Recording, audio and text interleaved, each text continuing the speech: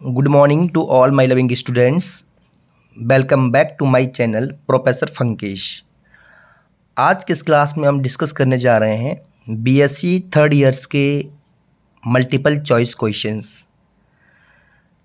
और उसके बाद हम मेरा जो नेक्स्ट वीडियो आएगा वो आएगा quantum mechanics BSc third year के इम्पॉर्टेंट क्वेश्चंस के ऊपर। तो पहले मैं क्वांटम मैकेनिक्स वाले पेपर को डिस्कस करूंगा और उसके बाद बीएससी फोर्थ सेम के जो मेरे स्टूडेंट्स हैं उनका ऑप्टिक्स का पेपर का वीडियो रिलीज किया जाएगा। इन एमसीक्यूज़ को डिस्कस करने से पहले मैं कुछ बातें आपके साथ डिस्कस करना चाहूँगा। उन बातों को आप बहुत केयरफुली सुनेंगे।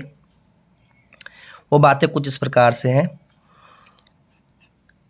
कि बच्चे जो एमसीक्यूज़ पढ़ते हैं या पढ़ के जाते हैं एग्ज़ाम के लिए वो आपके वो शॉर्ट नोट्स जो आते हैं आपके मार्केट में उससे पढ़ के जाते हैं।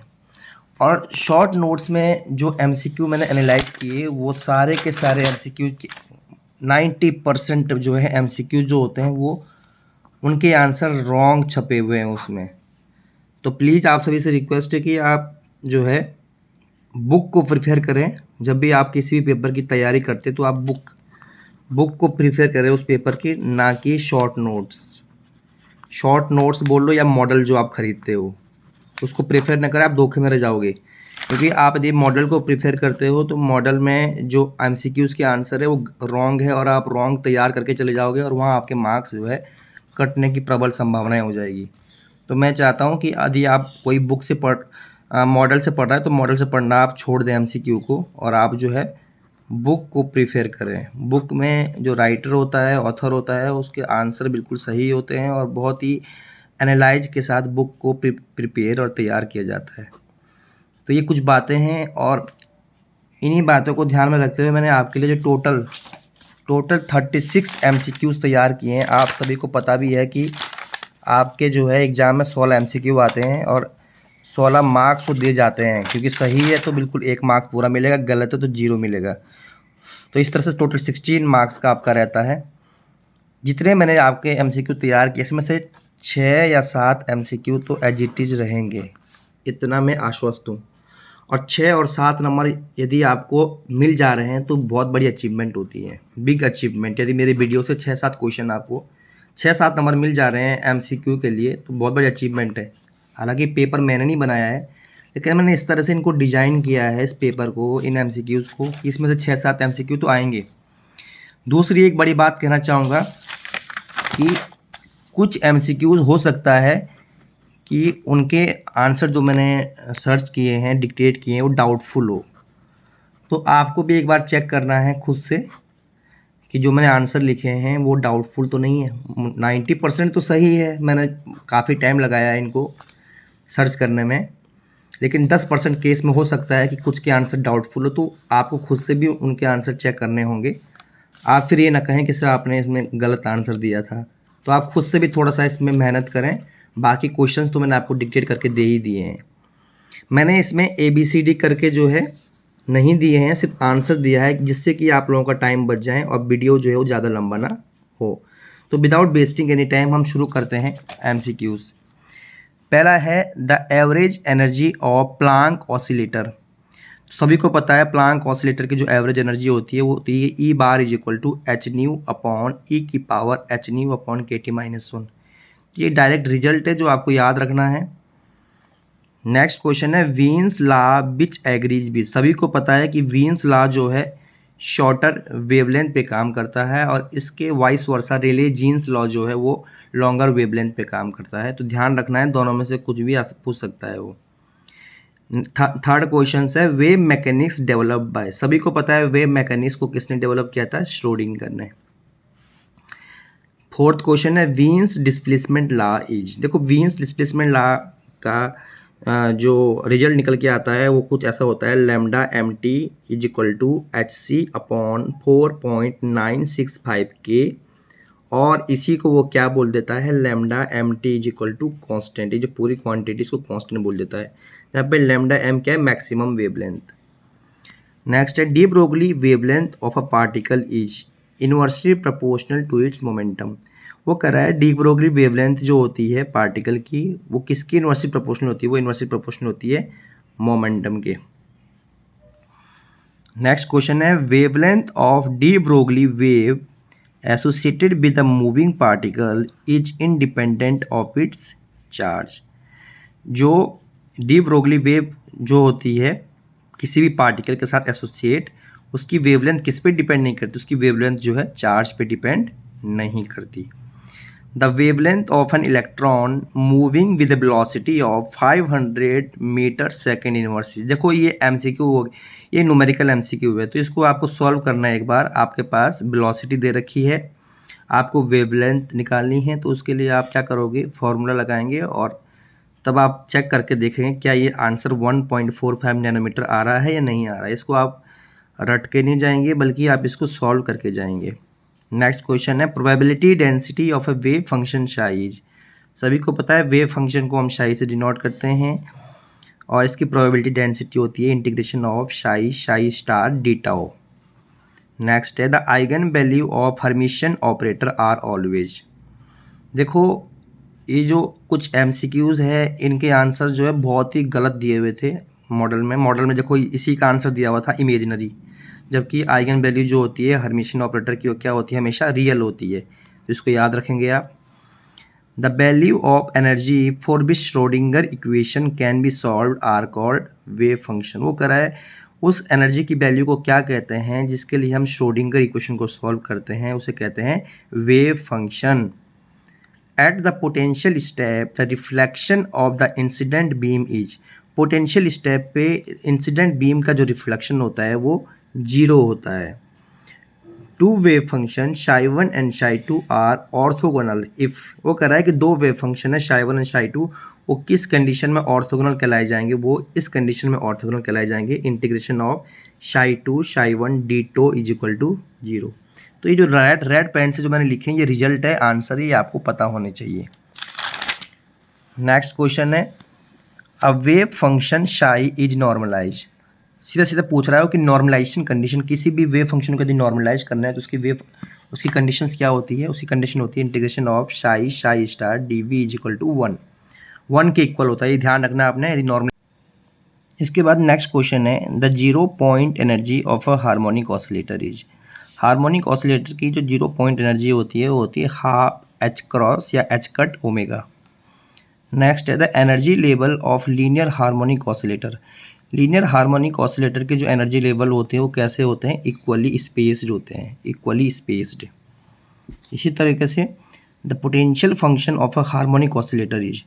हार्मोनिक ऑसिलेटर का जो पोटेंशियल फंक्शन होता है वो कैसा होता है, पैराबोलिक होता है। कैसा होता है वो, पैराबोलिक। नेक्स्ट क्वेश्चन है the wave function related with the material particle. कोई भी मटेरियल पार्टिकल है उसका जो वेव फंक्शन होता है आपको पता है उसके 3 कंडीशंस होती है, वो फाइनाइट होना चाहिए, कंटिन्यूअस होना चाहिए और सिंगल वैल्यूड होना चाहिए। 3 बातें आप ये वेव फंक्शन से रिलेटेड याद रखेंगे किसी भी मटेरियल पार्टिकल का जो वेव फंक्शन होता है। नेक्स्ट है the energy levels of the linear oscillator are. देखो इसको आप एक बार खुद से भी देख लेंगे इस क्वेश्चन को कि लीनियर ऑसिलेटर के जो एनर्जी लेवल्स होते हैं वो ऐसे तो नॉन डीजनरेट होता है, लेकिन एक बार आप इसको भी देख लेना कि नॉन डीजनरेट ही होता है या डीजनरेट होता है। नेक्स्ट है the probability of finding the particle with in an element of volume D tau is. किसी भी पार्टिकल को फाइंड करने की प्रोबेबिलिटी क्या होगी जबकि उसका वॉल्यूम एलिमेंट डी टो दिया हुआ है, तो integration of mod of psi square d tau. If nu is the classical frequency of a harmonic oscillator then its 0 point energy will be. यदि हार्मोनिक ऑसिलेटर की क्लासिकल फ्रीक्वेंसी न्यू है तो उसकी 0 point energy क्या होगी, तो वो half H nu, half H nu. Next है the radius of first Bohr orbit is A naught. The electron in nth orbit has a radius. वो कह रहा है बोर के फर्स्ट ऑर्बिट की रेडियस ए नॉट है, तो यदि nth ऑर्बिट में इलेक्ट्रॉन है तो उसकी रेडियस कितनी होगी, तो उसकी रेडियस होगी n square A not. The ionization potential for hydrogen atom in ground state is। Hydrogen atom जो होता है उसका ग्राउंड स्टेट में आयोनाइजेशन पोटेंशियल होता है 13.6 volt, 13.6 volt. The momentum of photon of frequency nu is equal to omega upon 2z is. Photon जो होता है उसका मोमेंटम कितना होता है, तो इसकी फ्रीक्वेंसी कितनी होती है, वो होती है एच सी अपॉन न्यू। कितनी होती है, H C upon nu. Next the de Broglie wavelength lambda of an electron varies with its kinetic energy K H. कैसे डी ब्रोगली की वेवलेंथ जो है काइनेटिक एनर्जी के साथ वेरी करती है, तो ये कुछ इस प्रकार से दिया हुआ है, lambda is equal to H upon under root 2m k। Next है what which is not the statement of uncertainty principle. तो इसका आंसर आप खुद से डिक्टेट कर लेंगे कि इन चारों में से जो है अनसर्टेनिटी प्रिंसिपल की स्टेटमेंट कौन सी नहीं है। कुछ क्वेश्चन मैंने आपको होमवर्क के लिए दिए हुए हैं, आपको इसका डाउट रहता है कुछ तो आप कमेंट में लिख दीजिएगा, उसको मैं आपका डाउट जो है सॉल्व आउट कर दूंगा। Probability density of wave function size.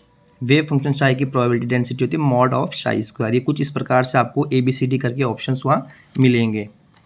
Next है in photo electric effect the maximum initial velocity emitted electrons depends upon. Photo electric effect में मैक्सिमम इनिशियल वेलोसिटी जो होती है, जो इलेक्ट्रॉन एमिट हो रहे होते हैं उनकी जो मैक्सिमम इनिशियल वेलोसिटी होती है वो किस पे डिपेंड करती है, वो डिपेंड करती है आपकी बोथ B एंड C। मतलब फ्रीक्वेंसी ऑफ इंसिडेंट लाइट पे भी डिपेंड करती है और थ्रेशोल्ड फ्रीक्वेंसी पे भी डिपेंड करती है, दोनों पे डिपेंड करती है। जिस इंसिडेंट लाइट जो होती है उसकी फ्रीक्वेंसी पे भी डिपेंड करती है, थ्रेशोल्ड फ्रीक्वेंसी पे भी डिपेंड करती है।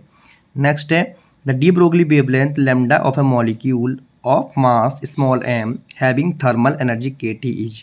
तो इसका है lambda is equal to H upon under root 2m/kT।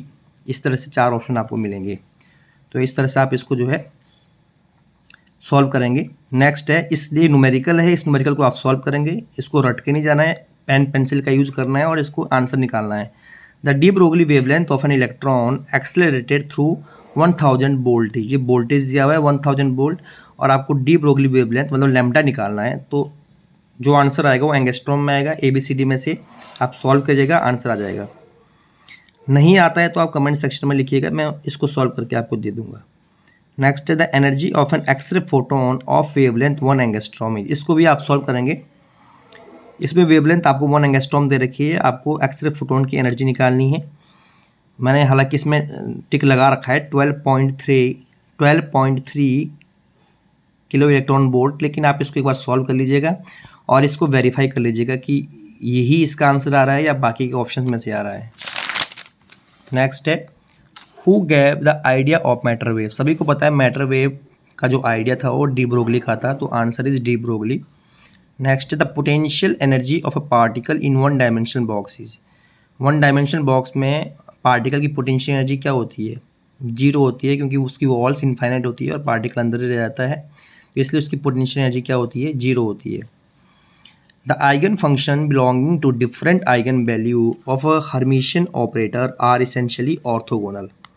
Eigen function जो होता है जो कि अलग अलग आइगन वैल्यू के साथ बिलोंग करता है हर्मिशियन ऑपरेटर में, वो हमेशा कैसा होगा, इसेंशियली कैसा होगा, ऑर्थोगोनल। कैसा होगा, ऑर्थोगोनल।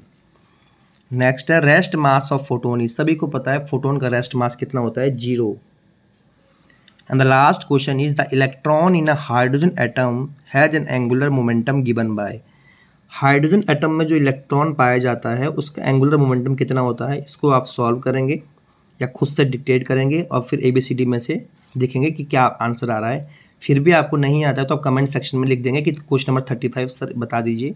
देन फिर मैं जो नेक्स्ट वीडियो रिलीज़ करूँगा क्वांटम मैकेनिक्स के क्वेश्चंस का, उसमें मैं ये कुछ MCQs को डिस्कस कर दूंगा यदि आपको प्रॉब्लम्स आती है। तो टोटल 35 MCQs का वीडियो मैंने आप लोगों के लिए बनाया है और मैं उम्मीद करता हूँ कि इसमें से 6 या 7 MCQ कहीं नहीं गए। तो जब आपको पता है कि 6 या 7 MCQ इसमें से आने ही आने हैं तो आप क्यों ना इनको करके चले जाओ। और एक बात हमेशा याद रखना, मैंने जो बताया है कि आप मॉडल से पढ़ के नहीं जाएंगे। मॉडल में बिल्कुल भी मतलब 80 से 90% रॉन्ग आंसर दिए हुए हैं और 10 से 20% सही दिए हुए हैं। तो आप बुक को प्रीफर करिए, बुक से पढ़िए। कुछ इसमें MCQs जो थे वो न्यूमेरिकल के फॉर्म में थे, उसको आपने सॉल्व करना है और सॉल्व करके यदि उसका आंसर नहीं निकलता है तो आप मुझे कमेंट्स करेंगे और कमेंट्स करके फिर मैं उसको नेक्स्ट वीडियो में आपके जो कमेंट्स होंगे उसको मैं सॉल्व करके उसका सॉल्यूशन नेक्स्ट वीडियो में दे दूँगा। इस वीडियो को ज़्यादा से ज़्यादा शेयर करें, लाइक करें, कमेंट करें, जिससे मैं नेक्स्ट वीडियो फिर जल्दी से जल्दी रिलीज़ कर सकूँ। और आप सभी को all the very best for your exam. Thank you so much.